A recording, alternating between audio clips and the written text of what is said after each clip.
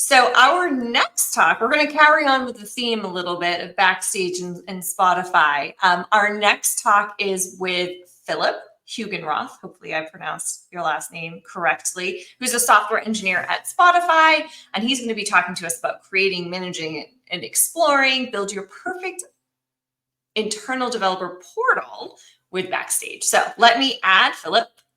Hello, Philip. Hi, Philip. Hello, great to see you both. Thanks so much for organizing Cube Crash again. And yeah, I'm really happy to be here. And we're also happy to be here at Spotify talking about Backstage. Thank you. And where are you joining us from? I'm joining from Munich in Germany, south of Germany. Yeah. We've got 18 states covered, 13 European countries so far. I don't think everyone's told us where they've been. We have 6 continents covered. We have Africa, 3 Canadian provinces covered, 3 Asian countries, 2 Middle Eastern Emirates. So it's a really international crowd. So thanks everyone for joining. If you haven't put it in the chat, go ahead and tell us where you're from. But also if you have questions for Philippe, please let him know, or let us know, and we can help make sure we facilitate those towards the end. Awesome. So I'm gonna add your deck, and then we are going to remove ourselves. Take it away. Thank you very much. So hi everyone. This talk is going to be about Backstage, your perfect IDP, maybe in the future.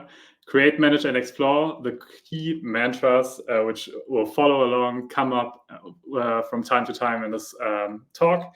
And I hope I might inspire you to start drafting your first MVP with Backstage after this presentation. And before we dive into what an IDP is, what I mean with this, what Backstage is, and how to get started, really, just let me briefly introduce myself. Hi, everyone. My name is Philip.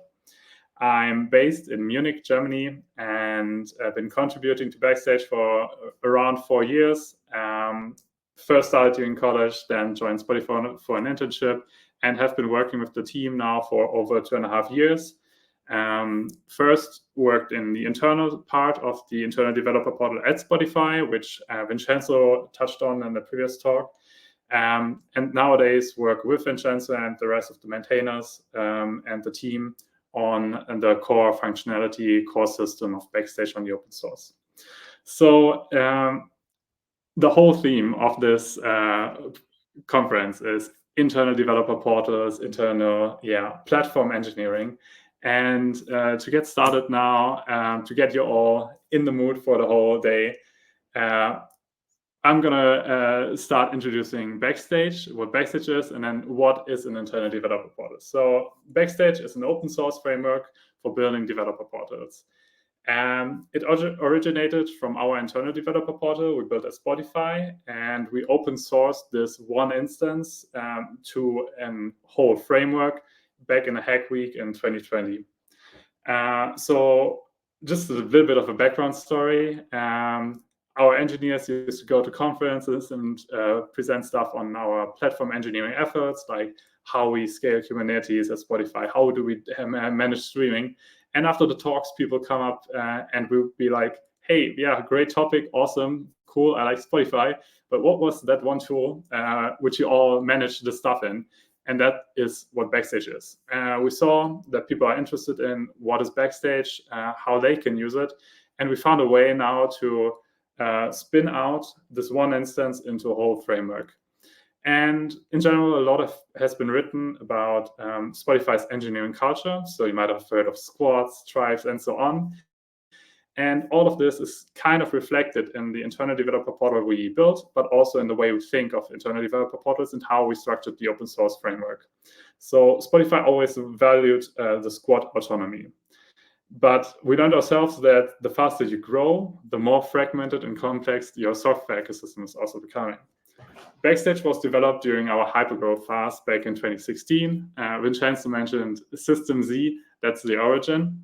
And with Backstage, we were able to lower the time of new joining engineers to ship code and make a meaningful impact on the whole company.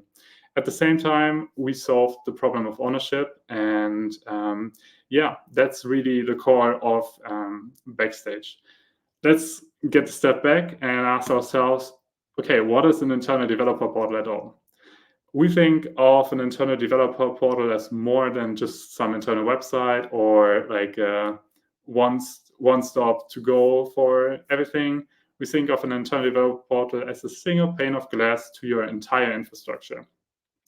It's bringing together tooling like CI/CD, pipelines, Kubernetes, other internal tooling you might have that's totally specific to your company, as well as like something that's in the cloud native space you're using. It brings it all together next to the whole catalog of services. So you can combine a service and see what tooling does it run on, what tooling does it use, as well as documentation, and let people explore ownership of services, explore who owns what are the dependencies, and how do services relate to each other.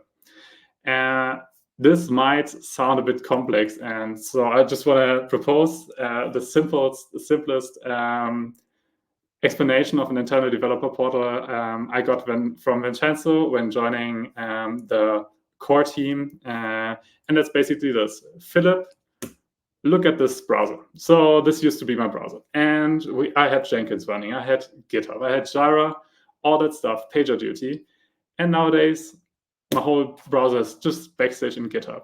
And that's basically the idea. So with Backstage, you have a single unified view of the most important information you need in a consistent UI without having to switch contexts, have a red, green, blue UI with a sidebar left, right on top, and too much information. You just get everything you need, not more, and have Backstage as your starting point to explore further. So if you want to dive into like the code, want to make PR reviews, you can still go to GitHub. But if the CI is failing, you would see it in Backstage and then could investigate further rather than having to jump between tabs all the time. Behind all of this Backstage and behind internal developer portals, we think of this in Backstage in 3 core mantras, and that is create, manage, and explore. So we want to avoid creating unnecessary boilerplate and allow new joining people to easily create new software in seconds aligned to our best practices. We call this golden paths. The newly created software is then landing in our software catalog. It's a central place where we can manage things, see all the ownership, and the relations to other services, systems, and the whole organization basically. In the end, then there's explore. So if I'm now joining Spotify, I can explore and see who built the app, who built this service, who built Backstage, and contact the teams, see the documentation, explore the whole software ecosystem across the organization, which allows me also to get more context quicker.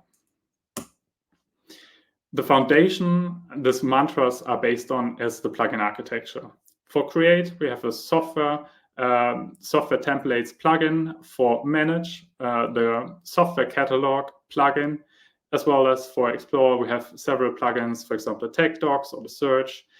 These are some core services, core plugins, but there's a whole ecosystem. We have over 150 plugins on the open source developed by people like you who got interested into Backstage at some point and were like, hey, I want to use this for my organization and we need this plugin, but I can open source it. And now this whole ecosystem is growing.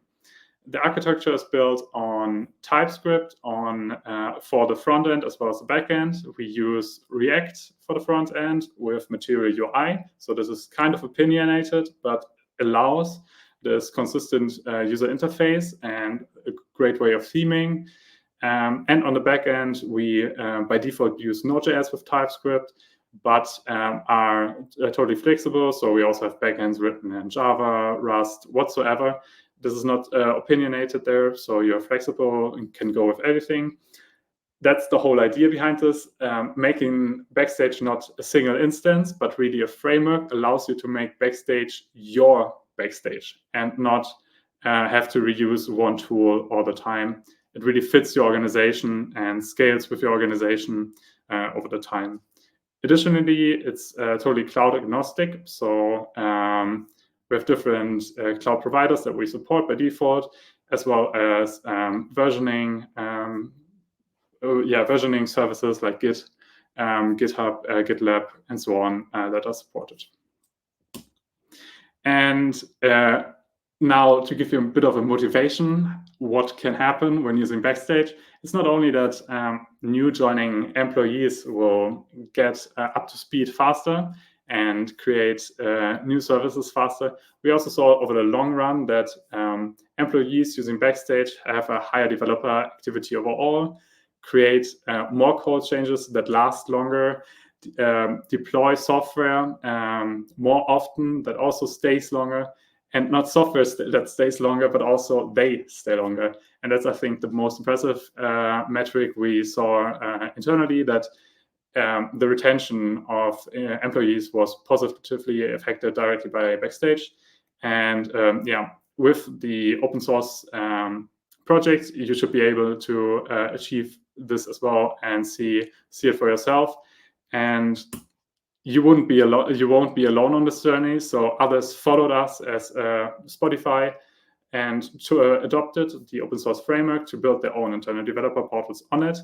We have over 20,000 stars on GitHub, 1,300 contributors, 11,000 members in the Discord community who are actively wanting to help you getting up and running and have their own specific problems.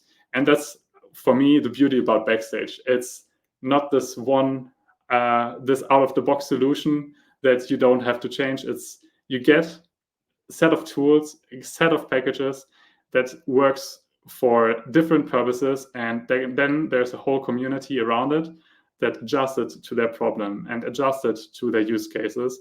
And nowadays, with the bigger ecosystem, there's something for everyone. And yeah, something for everyone, that's now the switch.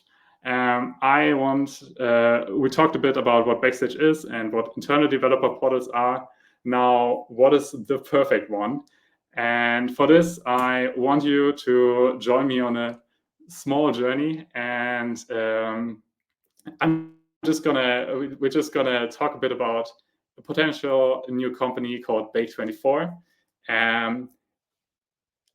Yeah, Bake24, new company. Our mission is to create, manage, and explore the best baked goods by scaling craftsmanship through technology.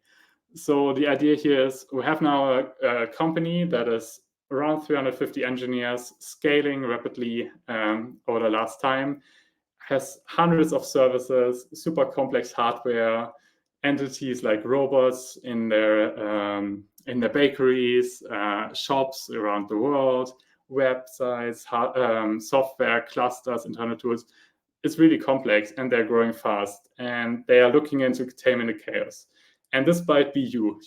Maybe you won't be working at Bake24, but maybe you're working at some other company that's growing at the moment or looking into taming the chaos of services, hardware, software, entities, and taming the chaos. So the idea here is now, okay, we heard of developer portals as a way to manage this and bring a bit more structure in our whole ecosystem, in our whole services, in our entities. How can we do this? And what we always advise to do to get started is to think of one specific small problem you want to focus. And it's of course tempting with a lot of hardware and services and whatsoever to try to put Backstage as a cover over all this and say, okay, we solve everything now at once, and then you have the software and then everything is great. But this is not realistic, or that's not how we saw the most successful adopters. The most successful adopters really started with a small team, small problem, and then distributedly scaled over time. So what I want to say by this is that we want to pick one problem here, and that's going to be websites. And if we would have now a robots team or a Kubernetes team, we wouldn't solve the problem for them right now. They would later on pick it up in a distributed way if they want to use Backstage. So we're going to focus on websites, and I drafted the following suggestion. Out of the different paths we could have taken now to start our developer portal, we're going to take the path to enable our engineers to create bakery websites autonomously by following our best practices. This is going to be our MVP. Super simple problem. It's one use case, and we have one target group we are looking at, so we can focus on that really. Let's split it up in create, manage, and explore again. So create websites for bakeries. We want the engineer who's in charge of the bakery also to own the website.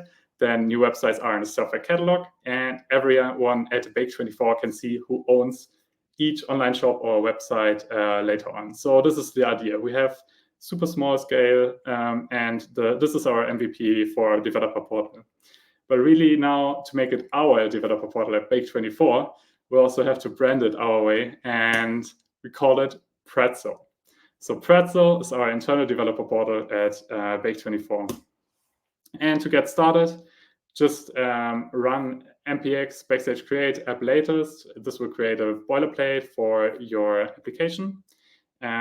With this, you get out of the box Backstage instance, which looks something like here on the side. So you have the core services and plugins installed, like for the create part, the software template plugin. We can set it up with GitHub for an MVP. That's totally fine. So just set in an env file with a GitHub token, which has the repo scope, as well as having a auth app for the GitHub client ID and client secret in the environment variables as well. And as we are focusing now on websites, we will change a bit the templates in the app config.yaml. There we can just put in existing template from the Backstage software templates repository, which has some examples for potential software templates. You can also see an example template already in the default app, where you see the structure, how it's built, and then build your own templates from that. But we're really in the MVP phase. So like we just take an existing create React template, and that's going to be fine.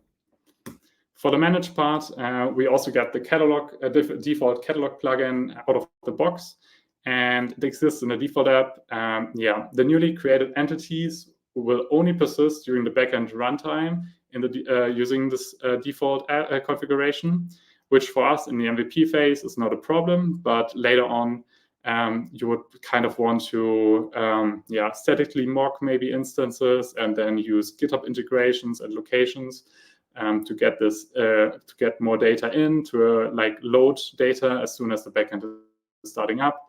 And also like load over time. So if new GitHub repositories are created, you could just load them in over time.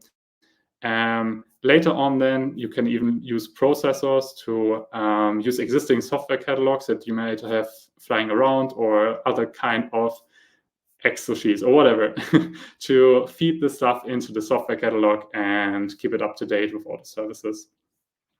For this MVP, we stick with this default configuration only at runtime.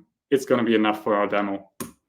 And at the end, we made it our own with the name. So it's Pretzel, and we want to make the look our own as well. So we simplify the whole UI and use React to remove the sidebar, make it easy to see the core functionalities here. So we see the create, and in the middle we have the manage page with the software catalog and some example components.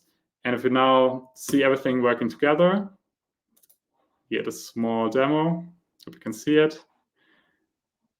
People just go here on the software templates, can create using the default template here. They fill in the information, and all the stuff will end up in the software catalog. You can imagine any action here. This is highly customizable, so you can build your own software template actions. In this case, it's just creating a GitHub repository at this URL. And if we click create, the GitHub actions are kicked off. So it loads the GitHub repository with the template and then publish it. So it creates a new one using the GitHub token I provided. And it ends up here in the software catalog. So we can see all the information we put in, like website, like the name, and the relation to being part of the guest user is directly represented.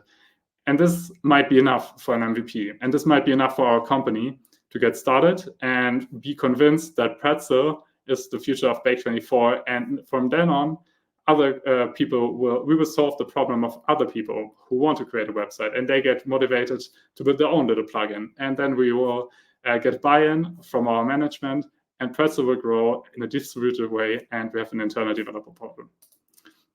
So what now? So what can you do as an action from this? Think about one small specific problem for you and your organization that you want to try solve with Backstage. Join the community on Discord and GitHub to learn about other journeys and other problems people are facing. And keep in mind that with Backstage, you will not go alone. We're here on the journey with you. And yeah, the future is bright. So there's not only this way to do it with the simple MVP on the open source, but there's also, we're also introducing Spotify portal for Backstage, a fully featured IDP built by Spotify, which can get you further, even faster. Sign up for the webinar next week. There's also interesting updates on the plugin bundle. Learn about our enterprise software offerings, and thank you very much for your attention. If you want to connect, reach out to me on any channel. Thank you. Hi, Philip. So there was a couple of questions. First of all, thank you for doing your demo in a way that didn't crash the Hopin platform. Appreciate it. Crashes in the back in the past know how much fun we've had with that in the past in live demos. So thank you for taking that seriously. Danielle is back. There was a couple of questions that came up in the chat that I don't think that were covered. So I'm going to read one from Edward. Do you mind taking some questions right now? Yeah, sure. Perfect. Is it better practice? Like, what's the best practice to configure discovery services regardless of which approach is taken? So I think he's asking, like, what's the best practices for configuring discovery services? It's really depending on that's the beauty of Backstage, right? It's really depending on your environment, your infrastructure, and how you're currently doing it. If your stuff is first of all, check out the documentation. There are different approaches for different integrations, but support this out of the box. This might be for you, and you might find a solution in there. If not, you can always build custom processes and custom things around the catalog, which allows loading stuff and decorating it from different sources. And that's also what we did at Spotify in some cases. The best practice, that's not the best practice, but we provide APIs, like the processes APIs and other catalog APIs, which kind of narrow down the way of achieving this at all. So yeah, I would push you towards the documentation there. Okay, sounds good. Another question we had from Carlos Martin. When is the new front end system coming out? Oh yeah, that's a great one. So this, thanks for raising that question, because it directly goes into this getting started MVP phase. With the new front-end system, people will be able to configure new instances easily through YAML. And for the front end, so you could use the theming I presented, for example. You could imagine just changing one line of YAML, which would change the theme. With Backstage, with the portal, Spotify portal for Backstage, they are already building on this new front-end system. So you can expect more updates in the new months, in upcoming months. You might have saw more updates on the backend system side over the last months. You can expect that there might be new updates on the new front-end system over the next time. So we use it, we're building on it, yeah, soon. Okay. And Nicholas, you got the award for asking the most questions today. I love how active you are. I'm encouraging everybody to be this active. So Nicholas's question, do you have a dedicated team that develops plugins, or does each team work on the plugins that they need? And then the follow-up to that is, how do you manage maintaining and upgrading each plugin repository? Yeah, that's a great question.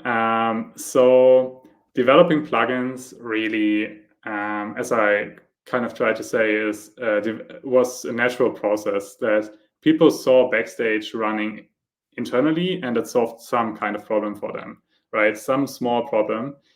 And they used it for it, and they were like, okay, but I have this other problem with infrastructure, and I want to solve this as well with Backstage. So they developed then a plugin for that use case, and this way plugins emerged. And there is not really there are some plugins where we have dedicated teams, but that's really not the common case. The common case is that like it's part of a team's work to own a small plugin, and just because of the small amount of code, it's not a whole platform. It's also quite easy to maintain, and we manage the maintenance in the way that each team that creates a plugin completely owns the code of the plugin. And in our case at Spotify, it's a monorepo where we manage it through code ownership. So if they change something they don't own, then we are asked to verify, but otherwise they're completely owning their code. And upgrading is done by the central platform team, which would upgrade the whole dependencies of the platform itself. That's the way we work on it. But also there are a lot of other plugins exist on the open source. So you might not even need a team in your company to own the plugin, but might just reuse one and contribute on the open source. Yeah. Hope that helps. Awesome. I don't see any other questions, but as we've said earlier, Philip, if you could stay around for a few minutes after, so if people come up with a question, you can answer it. Thank you so much. Thank you for being here today. Really insightful, interesting talk. So Thanks, with Philip. that, I am going to remove your slide. Thank you very much, and have a great conference, everyone. Thank you. Thanks.